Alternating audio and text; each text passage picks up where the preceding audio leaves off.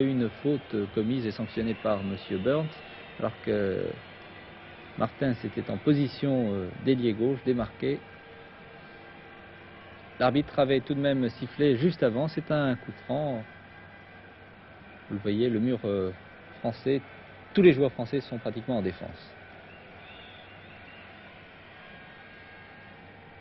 Tir très appuyé, Baratelli est obligé de s'y prendre à deux fois pour récupérer ce ballon. C'est encore Verheyen qui a décoché ce tir de 25 mètres. Il l'avait déjà fait en première mi-temps, dans le cadre, et encore une fois, vous voyez, le ballon était bien placé. Premier arrêt difficile de Dominique Baratelli depuis le début de cette deuxième période. Là, on sent que l'équipe de Belgique a passé la vitesse supérieure. Leurs offensives sont plus tranchantes, vous le voyez encore une fois.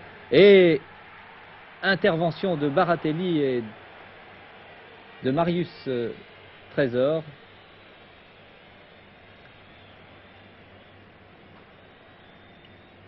Vous voyez, en 2 minutes, 2 actions extrêmement dangereuses des Belges qui auraient pu ici faire la différence. Mais grâce au gardien français, Dominique Baratelli, là, l'équipe de France en est fort bien sortie.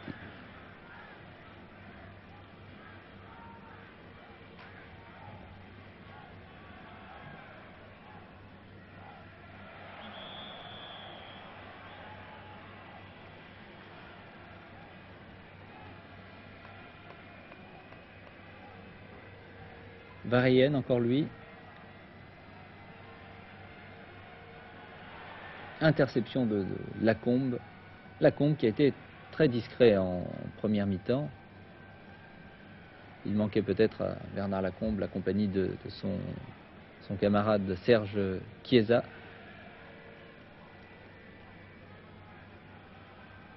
Lacombe avait fait un meilleur match contre la Tchécoslovaquie.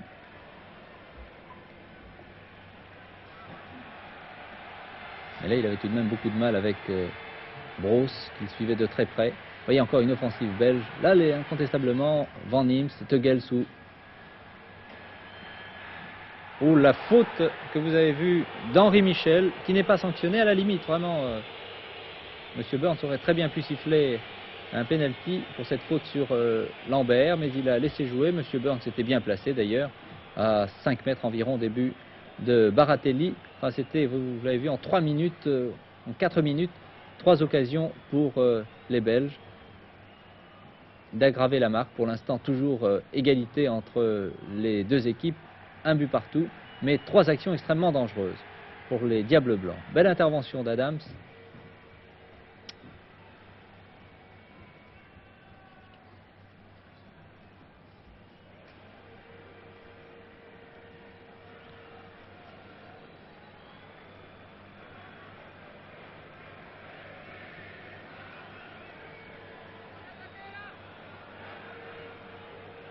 Incontestablement, les Belges jouent beaucoup mieux en deuxième période. Leurs contre-attaques sont menées beaucoup plus rapidement, vous le voyez. Et il faut encore une intervention d'Adams après une faute.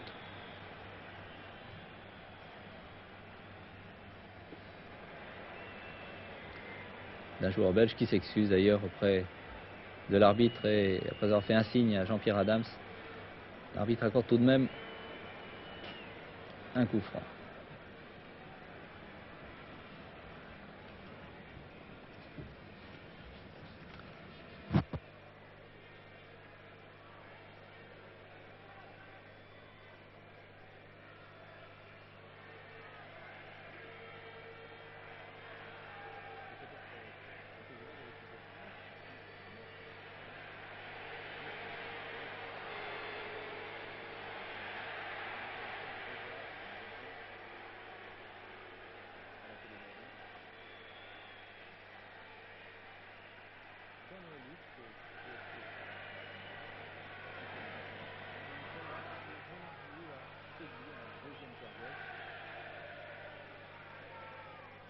Et c'est peut-être finalement ce qui explique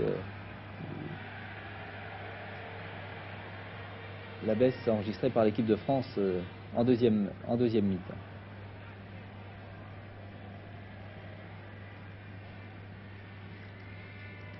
Martens.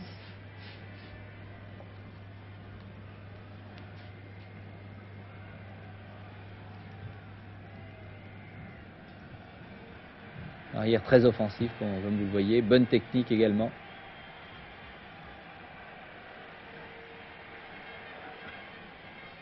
Tir, centre-tir, mais qui n'inquiète absolument pas Baratelli. Il y a eu, vous l'avez vu depuis le début de cette deuxième mi-temps, 2 arrêts et 2 interventions très délicates et qui auraient pu changer la physionomie de ce match. Encore une fois, il sort devant Van der Elst. Bracci, Beretta, Lacombe. Et décidément, Bernard Lacombe est très malheureux depuis le début de cette rencontre. C'est dommage car c'est tout de même l'un des meilleurs avant-centres opérant en France, avec Hervé Revelli et l'Angevin Berdol. Mais Lacombe était dans un jour sans. Cela arrive pour un joueur, peut-être l'importance de l'enjeu qui a contracté le numéro 9 de l'équipe de France.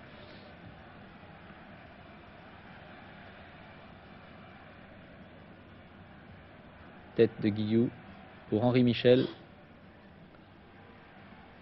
Ah, c'est dommage. Henri Michel avait donné un bon ballon à Cos qui n'y a peut-être pas cru.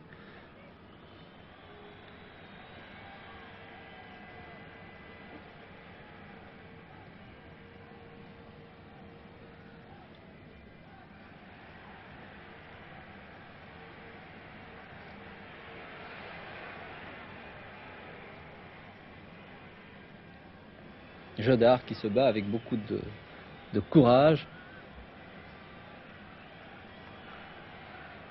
Van Imst, Michel.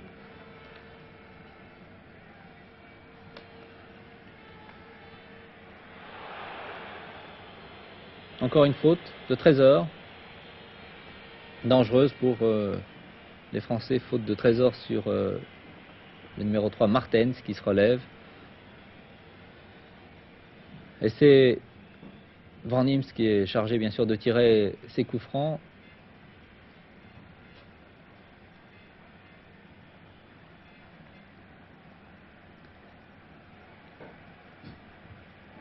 Un match très correct pour l'instant.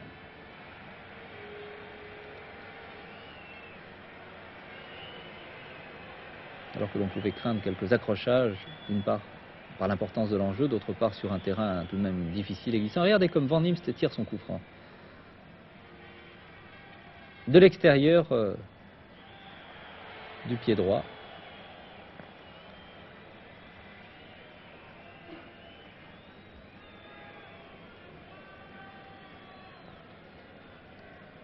Finalement, un but partout, c'est pour l'instant un excellent résultat pour l'équipe de France, un match nul à l'extérieur. D'autant que l'Allemagne de l'Est était tenue en échec sur son terrain par l'Islande.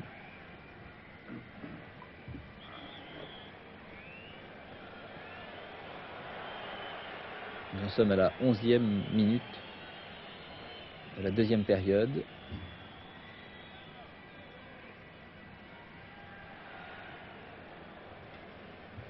Un tir très lointain qui n'inquiète pas Christian Piot, qui n'a pas été très sollicité depuis le début de cette deuxième mi-temps. Vous voyez le résultat de l'équipe de France Espoir qui rencontrait la Belgique cet après-midi à Grenoble. Eh bien, les Espoirs français se sont imposés 1-0 grâce à un but, je crois, de l'Angevin Berdol.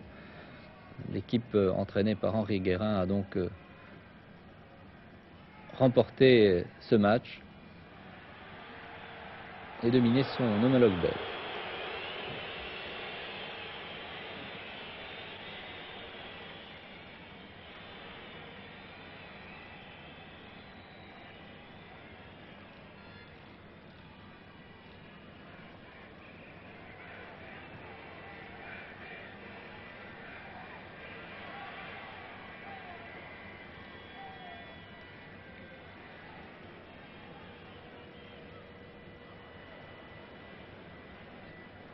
Brosse,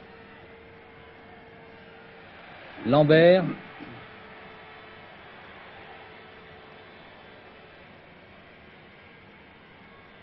tir de Teugels,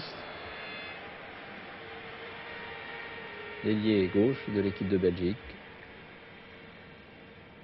Mais finalement, cette équipe de Belgique, après un bon début en deuxième mi-temps, voyez toutes ces offensives contrées par la défense française qui, encore une fois, faisait un bon match. Bon match de l'équipe de France derrière, bon match en milieu de terrain avec tout de même un fléchissement de Jean-Marc Guilloux,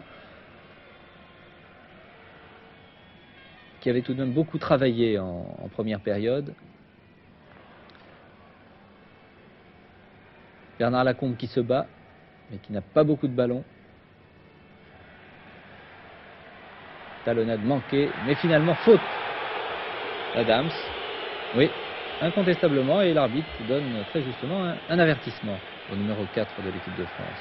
Adams qui arrête Van der Elst, l'ailier droit. C'est le premier avertissement de cette rencontre. Il n'y a pas eu de geste irrégulier, sauf geste antisportif, on peut le dire.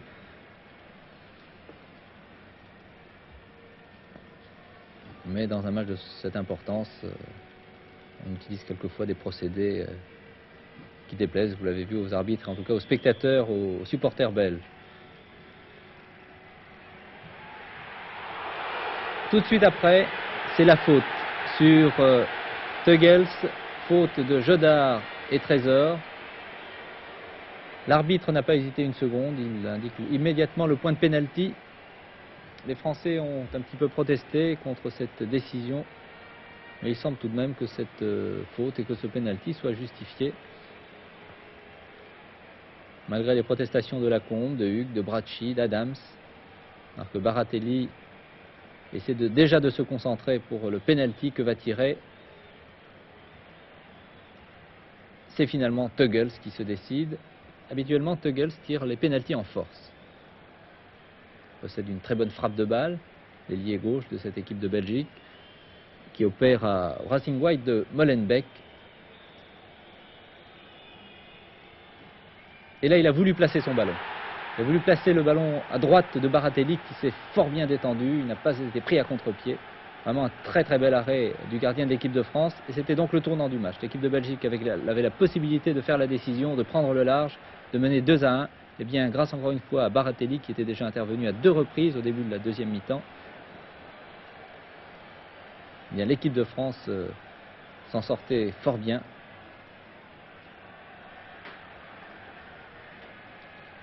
Penalty manqué ou arrêté par Baratelli à la 15e minute, après 15 minutes en deuxième période.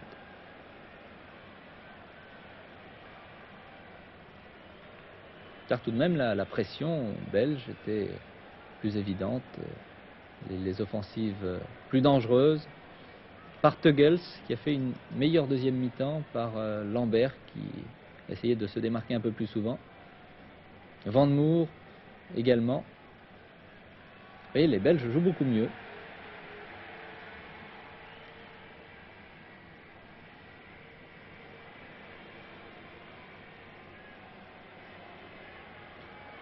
Très bien joué de la part de Huck. Vous voyez la remarquable action des Français qui font circuler le ballon. Il y a eu 6 passes.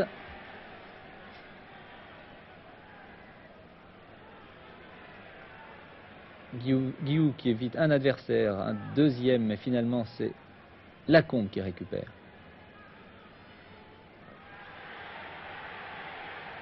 Une très belle occasion, là il ne peut pas se relever, c'est dommage. Christian Coste était bien parti, il avait presque éliminé Vandendal.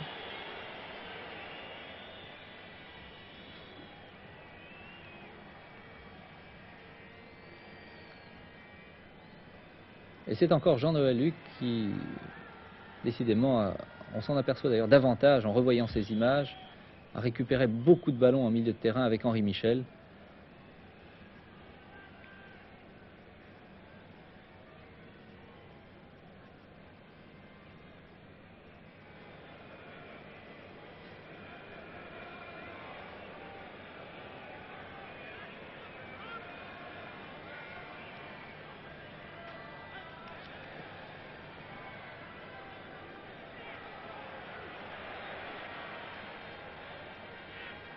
Et là, par moment, la défense française joue un petit peu trop décontractée, c'est dommage.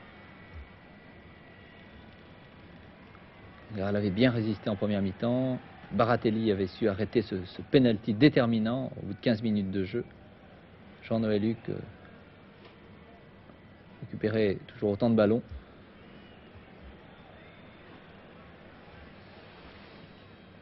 Mais incontestablement, ce premier quart d'heure et la deuxième période, les Belges étaient plus dangereux.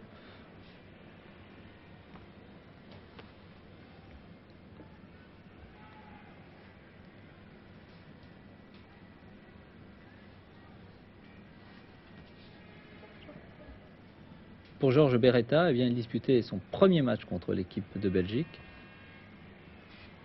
Vous voyez, il se bat, le capitaine, alors qu'il y a une faute de Bernard Lacombe sur Vandemoer.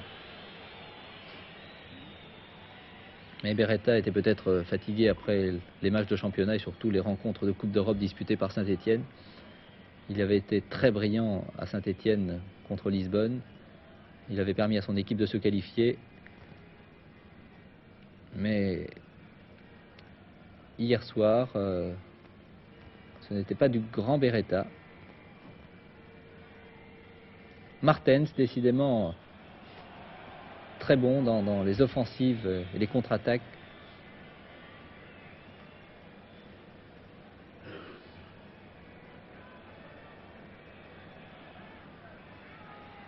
Encore Van Imst pour tirer ce coup franc devant Monsieur Burns et Henri Michel. De l'extérieur du pied droit, vous le voyez.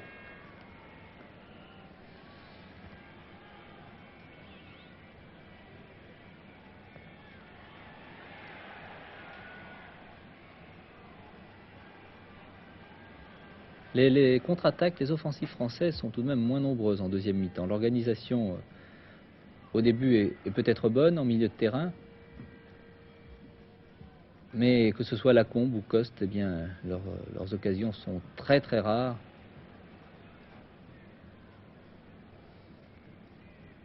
Très beau geste technique d'Henri Michel ici.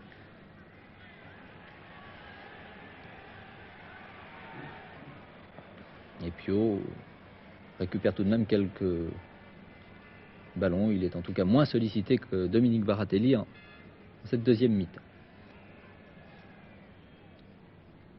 Huck, un contre favorable. Michel après une passe, on peut le dire, de Guillou. Beretta qui est en position d'ailier droit, mais décidément difficile de passer cette défense belge, qui ne m'a tout de même pas semblé très à l'aise. Les Français auraient peut-être pu prendre un peu plus de risques. Regardez l'occasion de Guillou, encore une fois, qui se présente devant Piot. Il a hésité à mettre le pied. S'il avait pu récupérer ce ballon avant le rebond, il aurait peut-être pu tromper le gardien Christian Piot. Les offensives françaises sont rares, mais les occasions sont tout de même très franches, très nettes.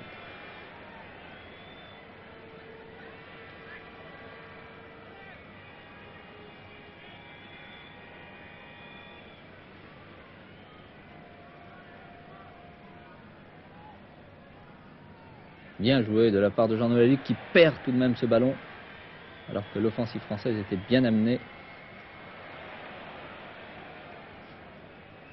Et c'est Lacombe qui vient récupérer.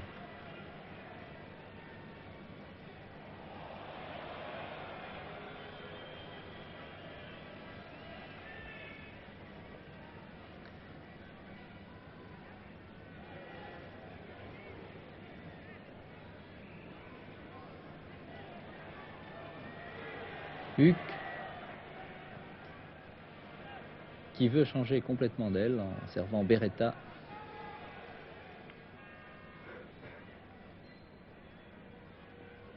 Vandendal, Martens.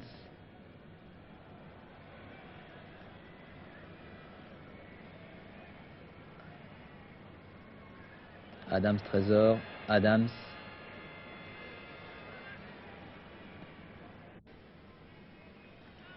Encore une intervention de la défense française qui est, vous le voyez, plus sollicitée.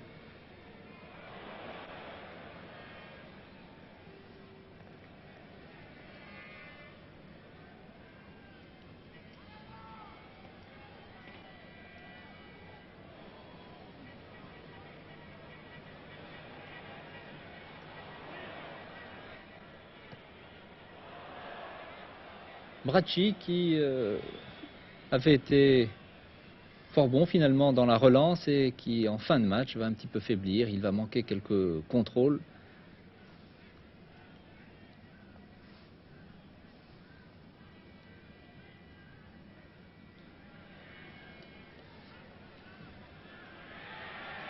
Henri Michel qui tire alors qu'il aurait peut-être pu servir Bernard Lacombe, bien placé. Il était tout de même marqué par 2 joueurs, Bernard Lacombe. Henri Michel a préféré tirer de très loin, mais vous voyez, Christian Piot est l'un des meilleurs gardiens d'Europe. Il opère actuellement dans l'équipe du Standard, qui ne tourne peut-être pas très bien en ce moment. C'est une équipe très jeune.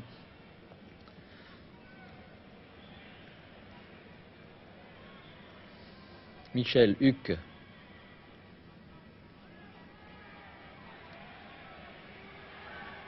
Coste.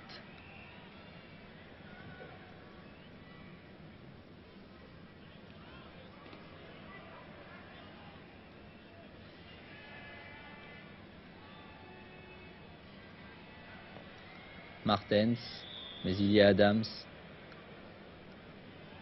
et Bracci. Il y avait une faute sur Jean-Pierre Adams, sanctionné par M. Burns. Il restait environ 20-25 minutes à jouer. Un but partout. Stéphane Kovacs devait être satisfait de ce résultat. Il fallait que l'équipe de France résiste et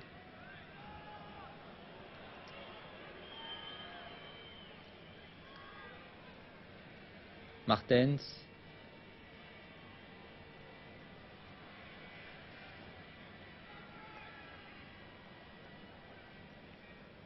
Huck, et collectivement les joueurs français opèrent très bien. Hors jeu encore une fois. Sur la ligne, le juge était fort bien placé, il n'a pas hésité, il a levé son drapeau immédiatement.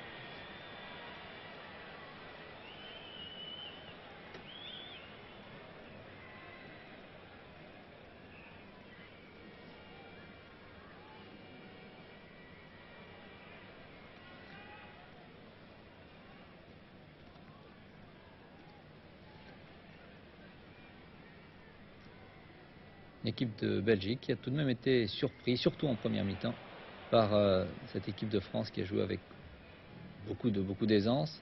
Mais en deuxième période, la sélection française semble moins à l'aise.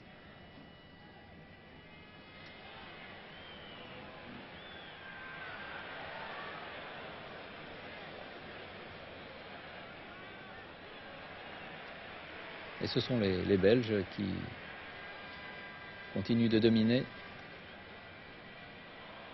moins nettement qu'au début de cette deuxième période. Huck qui a Lacombe à droite, mauvaise passe de Jean-Noël Huck. Et c'est encore une intervention d'Adams.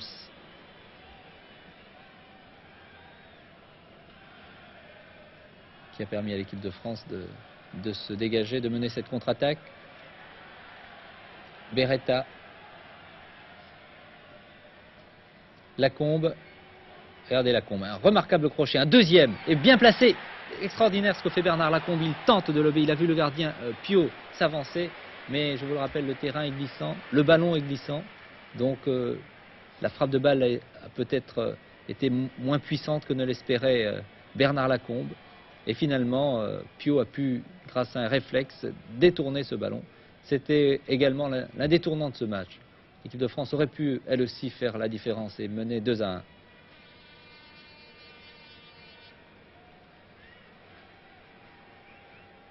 À la 26e minute de jeu, vous avez vu cette très belle action de Lacombe, on peut dire l'une des rares de l'avant-centre de l'équipe de France, ce qui prouve tout de même que l'avant-centre lyonnais a des qualités. Alors que l'on procède à un changement dans l'équipe de Belgique, Dox, joueur d'Anderlecht, fait son apparition et il va remplacer Van Niems, le capitaine, qui semblait un petit peu fatigué. Effectivement, en deuxième mi-temps, on n'a pas beaucoup vu le numéro 10 de l'équipe nationale belge.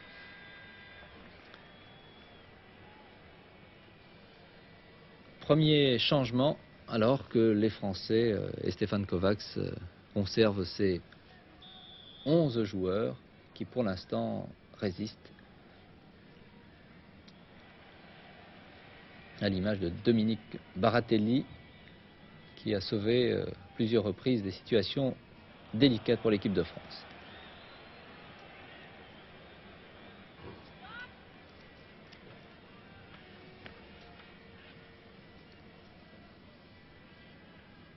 Bernard Lacombe doit se demander comment il a pu rater cette formidable occasion à la 26e minute de jeu. Après ces 2 crochets, il avait fort bien évité 2 défenseurs, mais Christian Piot était là.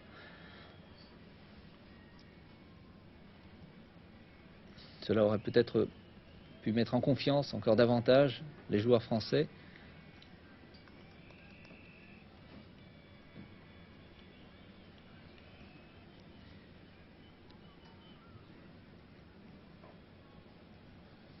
Il reste environ 17 minutes avant la fin de la rencontre et toujours la même marque au tableau d'affichage, 1 but partout.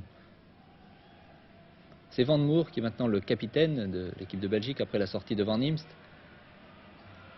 L'équipe de Belgique qui attaque par précisément son numéro 13, Dox, encore un joueur d'Anderlecht.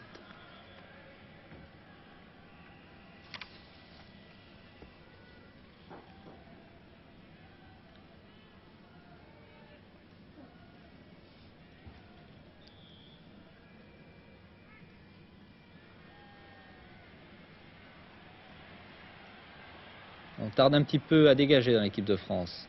Lacombe qui perd le ballon une première fois. Le ballon revient alors que Bracci aurait pu dégager. Et c'est Lacombe qui va tenter de dégager, mais pour un adversaire. Et c'est le 2e but. Le 2e but pour l'équipe de Belgique, but réussi par Van der Elst, l'ailier droit. Un très joli but d'ailleurs. Là, on peut dire que la défense française et Bernard Lacombe en particulier n'a pas été très heureux. Bracci également aurait pu dégager au lieu de remettre le ballon derrière lui dans ces conditions alors qu'il reste un quart d'heure à jouer. Il ne faut pas faire de finesse, on ne doit pas être aussi décontracté dans un match aussi important. Et l'équipe de Belgique prend donc l'avantage 2-1, vous voyez, dans le dernier quart d'heure. Un but d'avance pour ces Diables Blancs, alors que quelques minutes plus tôt, Bernard Lacombe aurait très bien pu donner l'avantage à l'équipe de France. Et là, curieusement, alors que les Belges avaient le match en main, ils vont conserver le ballon, ils vont gagner du temps, craignant les contre-attaques françaises.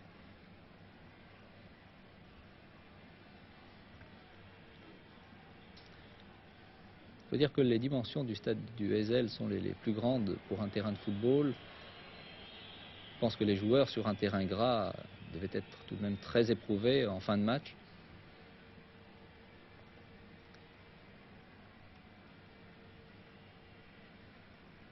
À la suite de ce coup franc de Martens, vous avez donc vu ce 2e but, très beau d'ailleurs, réussi par Van der Elst. Malheureusement, la RTB qui réalisait ce match ne possédait pas de ralenti.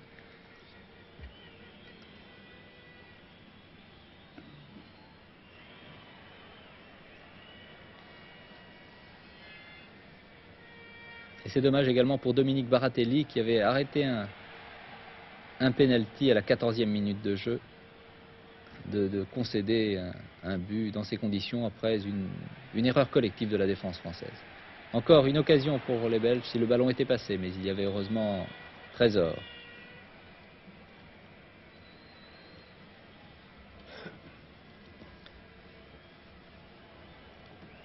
Vous voyez, les Belges veulent gagner quelques précieuses secondes. Ils semblent se contenter finalement de cette victoire, 2-1, alors qu'il reste encore 13 à 14 minutes à jouer.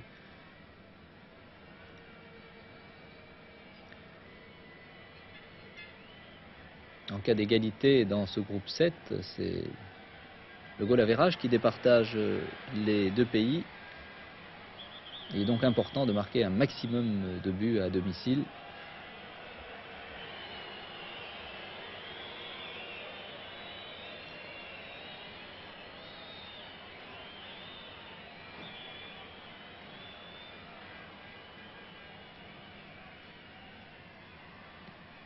Reprise de Beretta, mais très loin des buts de Christian Piot. Dox et Coste. Martens. Vraiment l'un des meilleurs joueurs belges hier soir.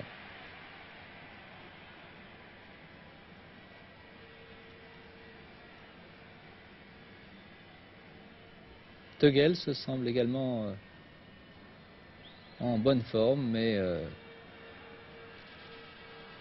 il n'a peut-être pas été très aidé par son milieu de terrain. Vous voyez Adams qui a peut-être hésité, et c'est encore une fois Teugel, c'est l'ailier, qui a une fort belle occasion, mais vous voyez son tir, le ballon passe en tout cas juste à 1 mètre environ des buts de Baratelli. Encore une très belle occasion pour l'équipe de Belgique, mais après une hésitation de la défense française.